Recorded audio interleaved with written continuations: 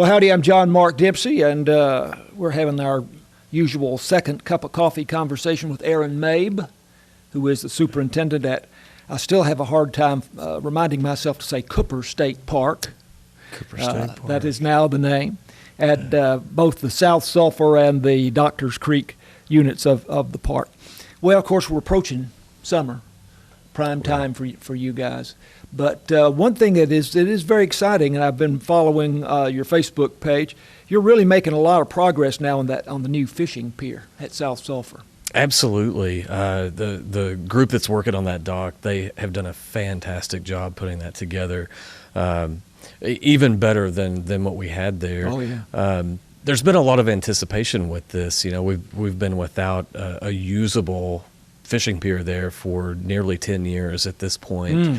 And visitors have noticed that. They're excited. They're ready to get back out there and have that space to utilize. So we're excited about it. Getting very close at this point. Still open for about a mid-June completion date. Mid-June. Mid-June. Yeah. Tricia, my wife, and I were out there, I guess it's now been a couple of years ago, and went over there where the previous fishing pier was. And, of course, it was still there, but probably not usable. Right. And so this really is an exciting thing.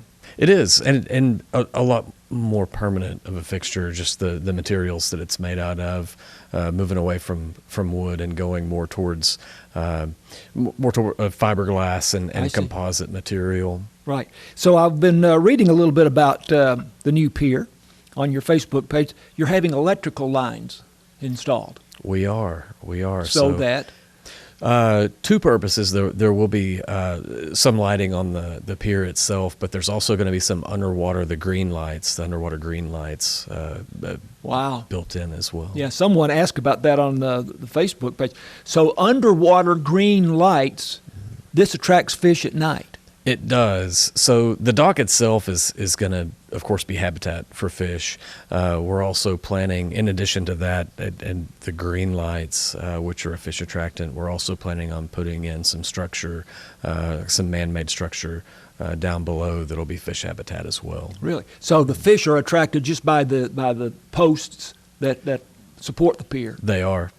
They absolutely are. So the green lights then, for anyone who's standing on the pier at night, will be visible?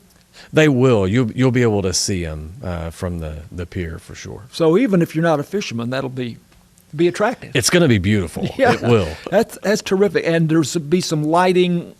Lighting for pedestrians or people who walk along. There certainly will. The pier. Good. Yes, sir. And a walking path is being built leading to, which it's obviously needed.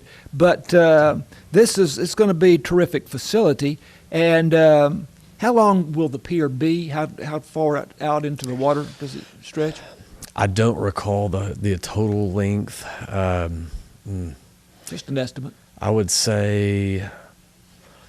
It connects 2 points, so it's not just a straight shot out there and a straight shot back.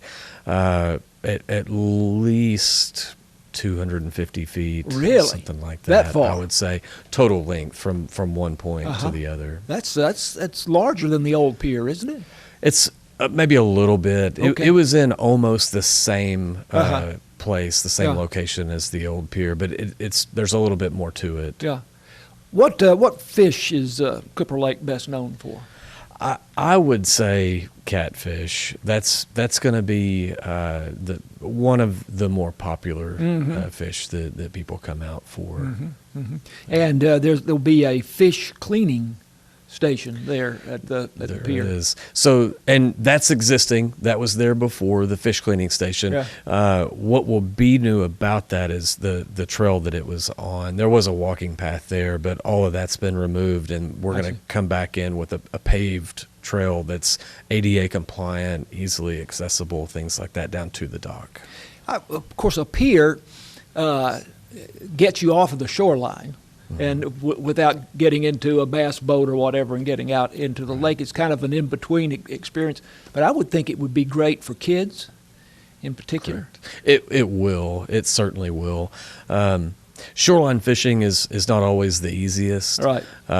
Especially when you have to wade out knee-high in mud. Yeah. So you get away from all of that with the fish attractant there. There should be plenty of fish there with that habitat. So Are you going to have any sort of ceremony when this opens? we have been talking about that. We don't have anything finalized at this moment, but yes, we will have at least some type of ribbon cutting for it when we're ready to open. Okay.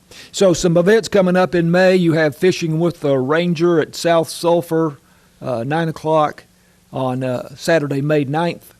Kayaking, 101, Doctors Creek, also May 9th, 10 o'clock in the morning. Stargazing, May 16th. In the evening, obviously, at South Sulphur. I guess that's kind of dependent on the weather. Always. If it's cloudy, then there's no stargazing. Yeah. But you have someone out who points out stars and we do. The sky. We have our own telescopes. We always encourage people, if they have their own or binoculars or anything, to bring them out too if they want.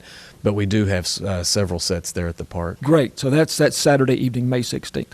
Aron, thanks for having that second cup of coffee with us again. Thanks for having me back. Aron Maib is Superintendent of Cooper State Park. And I'm John Mark Dempsey. This is KSST.